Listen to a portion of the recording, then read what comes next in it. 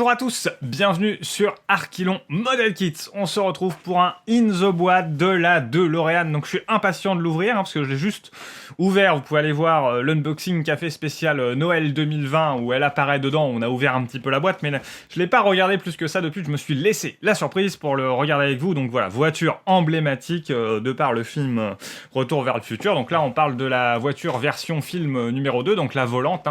Donc petit tour de boîte, voilà, plutôt sympa. On a la voiture du film sur un fond noir, Back to the Future, avec un superbe accent anglais, merci. Part 2, le petit tour de boîte, donc on a le modèle qui est représenté ici, en mode, donc on peut présenter en mode roulante ou en mode volante, avec le petit support, je pense qu'il est fourni avec, on va voir ça tout de suite. Sur l'autre côté, voilà, rien de spécial, et puis ici, quelques indications, et les références peinture pour réaliser le modèle. Alors là, je sais pas du tout ce que je vais utiliser comme peinture, on verra bien, parce que là, évidemment, la MRP va pas être très adaptée.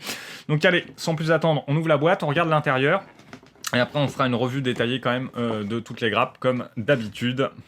Je pense que maintenant, vous connaissez la chanson. Donc, à l'ouverture de la boîte, on a ici la petite planche de décale avec la plaque Uta Time qui est là, hop, emblématique. Et puis, je pense que je vais dire beaucoup emblématique. Et la plaque qu'on voit dans le film de la version volante, donc c'est cool. Les parties transparentes. Là, on a les roues, un petit sachet de graisse, donc on verra à quoi ça sert. La caisse, d'autres pièces. On va regarder ça vraiment dans le détail après. Un autre sachet avec les parties là qui sont couleur un peu métallique. Les jantes, donc les jantes qui seront à rechromer, ça je pense qu'on va les dégommer complètement, je les trouve pas très belles. Et puis évidemment toute la carrosserie qu'on va voir dans le détail. Et enfin la notice qui est ici en papier semi-glacé quand même, ouais, presque du papier glacé. Donc allez, on se retrouve tout de suite pour la revue des grappes.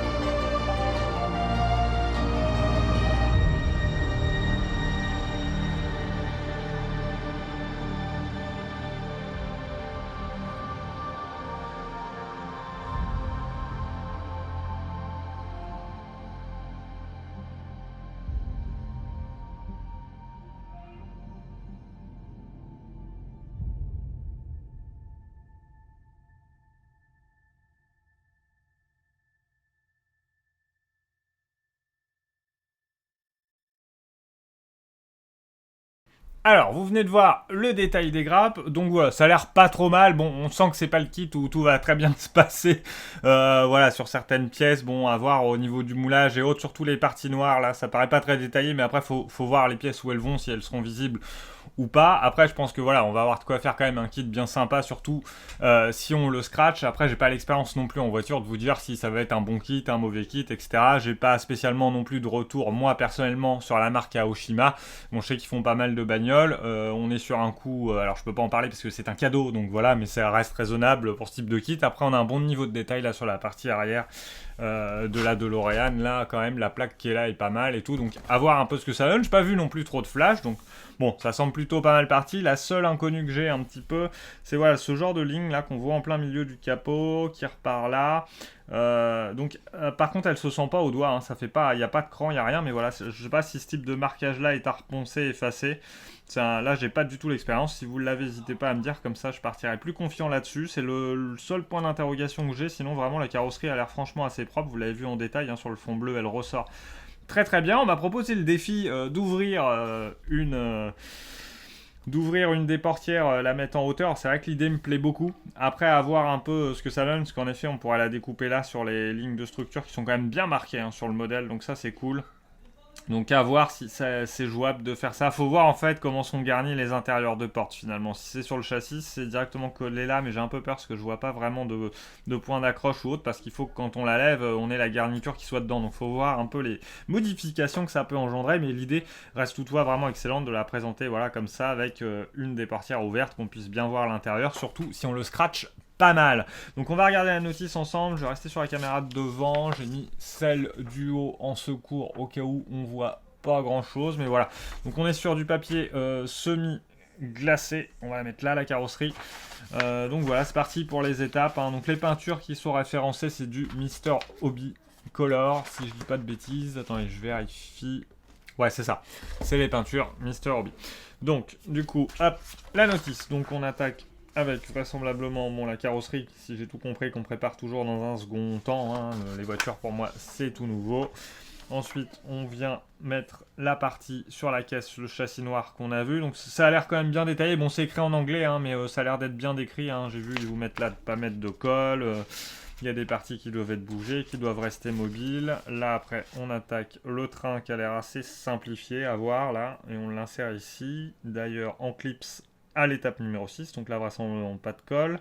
Et d'ailleurs il faut qu'on voit le système, puisque les roues normalement on peut les mettre en position roulante ou volante. Donc voilà, vous voyez, hein, il y a quand même pas mal d'indications qui sont mises sur le centrage, tout ça, les petites barres, étape 8, 9, avec des schémas techniques qui font très peur comme ça, mais je pense que quand on sera arrivé au montage, ça fera moins peur.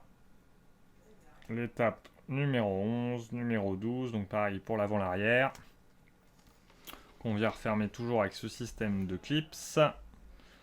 Là, pareil, on a encore du petit schéma, donc ça va, ça a l'air bien détaillé. Donc les fameuses jantes, vous avez vu, pour moi, elles sont à refaire. On va enlever la peinture qui est dessus, puis on va les repeindre directement. Sûrement avec de l'AK extrême métal, ce sera quand même beaucoup plus joli, parce qu'elles sont vraiment pas terribles, je trouve. Les pneus aussi, vous avez vu, il y a pas mal d'ébavurage à faire dessus. Il y a une grosse ligne en plein milieu.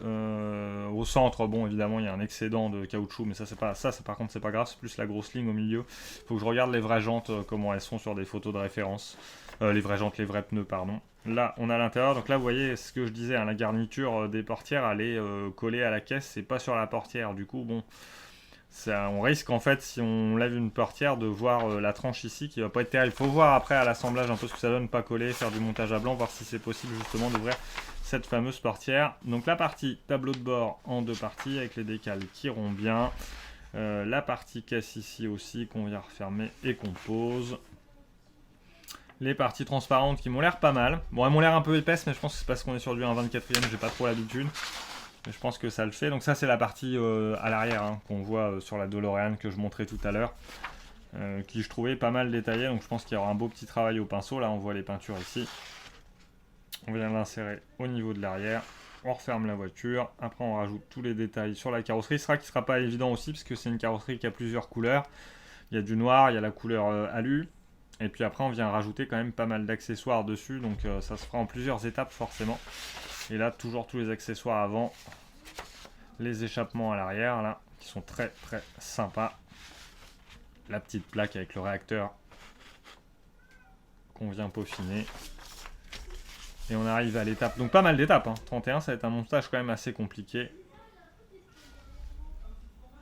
Une petite plaque à mettre en dessous, avec les câbles, et puis après on vient mettre toutes les parties pour passer les câbles dedans, là. Donc ça, c'est pareil, j'aurais bien aimé voir s'il y avait moyen de l'illuminer avec de la fibre optique, en fait. Faut que je me renseigne là-dessus, s'il y a des kits qui existent pour... essayer peut-être de l'éclairer un petit peu, ça pourrait être cool. Tiens, j'avais une interrogation là sur le bord, ça faisait un trou, donc en effet il y a une pièce à rajouter. Il y a des pièces qui sont finement gravées, hein, tout ce qui est tuyau là, notamment celui qui doit aller là, je trouvais que c'était finalement gravé, on a l'effet un peu tressé dessus, c'est vraiment pas mal, hein. Je sais pas quel âge a le kit. Et puis il y a le petit support pour la présenter en volante, qui est en pièces transparentes, qui est fourni dedans, que vous avez vu dans la revue de grappe, donc je me demandais à quoi ça servait. Et enfin, on arrive à la fin, donc là où ils remettent toutes les grappes avec quelques pièces à ne pas utiliser en surimpression. Donc voilà pour ce kit de la DeLorean. Vous savez tout, ça m'a l'air bien sympa. Ça sera un beau projet. Donc voilà, j'espère que ça vous répondra à votre question sur le modèle d'Aoshima. Au moins vous l'avez vu en détail. Sur ce, je vous souhaite plein de bonnes choses. Portez-vous bien, maquettez bien. À la prochaine.